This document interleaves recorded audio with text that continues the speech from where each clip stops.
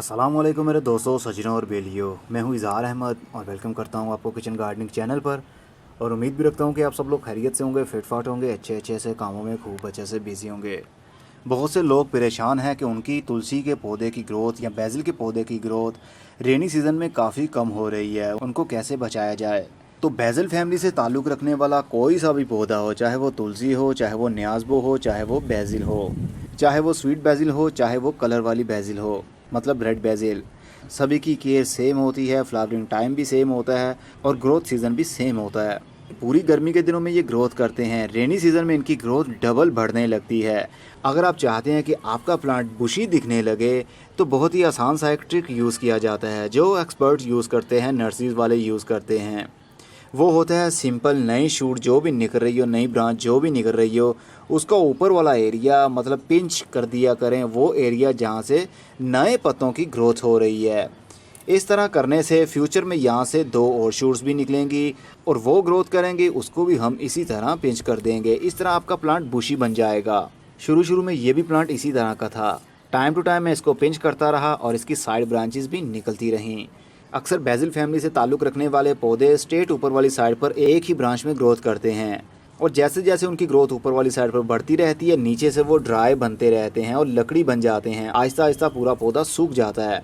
अगर आप चाहते हैं आपका पूरा पौधा बुशी दिखे और साथ में नीचे से भी उसके पत्ते निकलते रहें, तो टाइम टू टाइम पौधे को ड्वार्फ करने की कोशिश करें। उसके ऊपर वाली जो ग्रोथ है, नई ग्रोथ को पिंच करते रहें। इस तरह साइड ब्रांचेस ज़्यादा निकलेंगी, पौधा देखने पर काफ़ी हेल्दी भी दिखेगा और खूबसूरत लगेगा।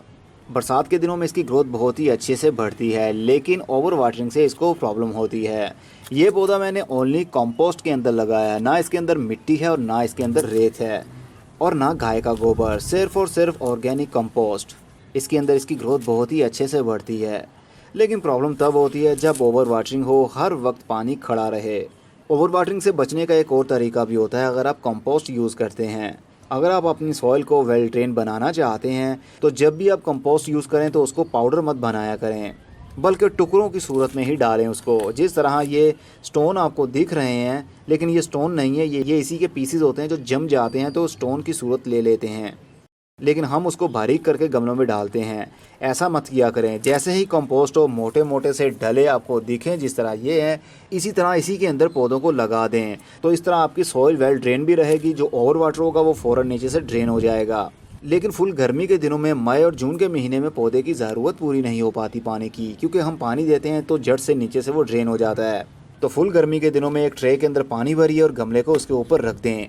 वो नीचे से जो ड्रेनेज होल है वहीं से मिट्टी पानी को लेती रहेगी और इसके अंदर जो सोइल है वो मॉइस्ट हो जाएगी और उसके बाद में ट्रे से पानी ड्रेन कर दें। रेनी सीज़न में ट्रे के अंदर कभी भी पानी मत भरिए, क्योंकि रेनी सीज़न में बारिशें होती रहती हैं, हवा के अंदर काफ़ी नमी होती है, इस वजह से इसको ज़्यादा पानी की ज़रूरत नहीं होती। तो अगर ज़्यादा बारिश हो भी जाए तो ऊपर से पड़ती है और नीचे से निकल जाती है, तो हमारा पौधा इस तरह ओवर वाटरिंग से बच जाता है। मेरे पास काफ़ी सारी कंपोस्ट है, ये सारे बैग कंपोस्ट से ही भरे हुए हैं। अभी दिखाता हूँ आपको। अरे ये काफ़ी वज़नी है। ये देखिए, ये कंपोस्ट है। इसके अंदर मोटे मोटे से स्टोन टाइप कुछ पत्थर से भी हैं जो कंपोस्ट का ही हिस्सा हैं, लेकिन इसको मैं बारीक नहीं करता। जब ये ड्राई हो जाते हैं तो काफ़ी सख्त हो जाते हैं, हाथ से जल्दी प्रेस भी नहीं होते।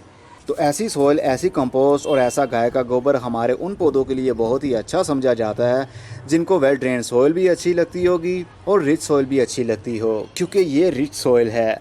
अगर हम नॉर्मली हाउस प्लांट इसके अंदर लगा देते हैं, जिस तरह क्रोटन का प्लांट है, जिस तरह फाइकस फैमिली से ताल्लुक़ रखने वाले पौधे, जिस तरह ये मैपल लीफ या कड़ी पत्ता, इवन कि हमारा एडेनियम भी, अगर इन सभी को ओनली कंपोस्ट के अंदर लगाया जाए तो वो सर्वाइव नहीं करते। लेकिन हम बात कर रहे हैं उन पौधों की जिनको रिच सॉइल अच्छी लगती है, जिनमें बैजिल फैमिली नंबर 1 पर आती है। अगर इसको ओनली कंपोस्ट या गाय के गोबर के अंदर भी लगाया जाए, जो कंपोस्ट या गाय का गोबर बारीक ना हो, इसी तरह स्टोन टाइप हो, तो इसके अंदर बहुत ही अच्छी ग्रोथ बढ़ती है, क्योंकि इसके अंदर इनकी रूट्स गलती नहीं है, क्योंकि ये पाउडर नहीं है। रूट्स तभी गलेंगी जब पानी खड़ा होगा कंपोस्ट के अंदर या मिट्टी के अंदर। तो इस स्टोन से रूट्स को पावर भी मिलती रहती है और ओवर वाटरिंग भी नहीं होती। बरसात के दिनों में, गर्मी के दिनों में ट्रे की मदद से पानी देना ही पड़ेगा आपको, क्योंकि ये गर्मी के दिनों में बहुत जल्दी ड्राई हो जाती है, क्योंकि ये पाउडर फॉर्म में नहीं होती, जिसकी वजह से पानी इसके अंदर होल्ड नहीं रह पाता ज़्यादा देर तक। होपफुली बेसिल की ग्रोथ के बारे में आपको पता चल गया होगा। हमने 2 चीज़ें सीखी कि इसको बुशी किस तरह बनाया जाए, प्लांट ज़्यादा देर के लिए आपके पास सर्वाइव करता रहे, मरे नहीं तो मोस्टली 6 महीने या 8 महीने के अंदर हमारा बेसिल का पौधा मर जाता है, या फिर तुलसी का पौधा भी।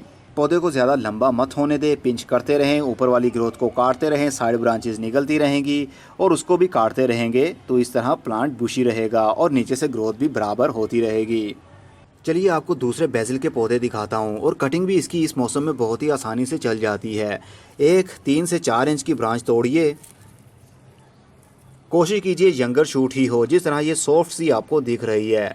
सिंपल इसके नीचे वाले पत्ते तोड़िए और सॉइल के अंदर लगा दें। इवन के कंपोस्ट के अंदर भी इसकी कटिंग को लगाया जाए तो रूटिंग शुरू हो जाती है कुछ ही दिनों में। चलिए आपको दूसरे प्लांट्स दिखाता हूँ। एक 3 इंच के गमले के अंदर मेरे पास ये बेसिल का पौधा लगा हुआ है।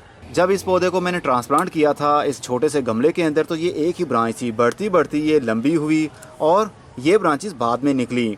यहाँ से मैंने इसको पिंच कर दिया था, तो यहाँ से साइड ब्रांचेस 2 निकली, जिसकी ग्रोथ काफ़ी अच्छी हुई और प्लांट बुशी टाइप बना और नीचे से भी ग्रोथ बढ़ने लगी।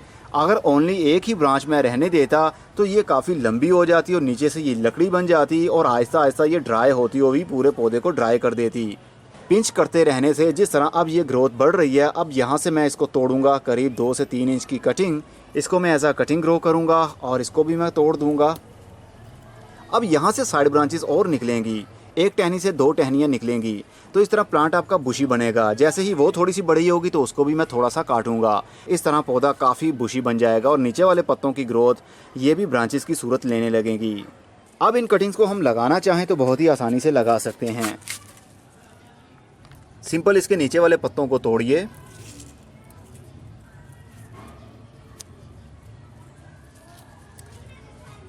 और सॉइल के अंदर दबा दीजिए।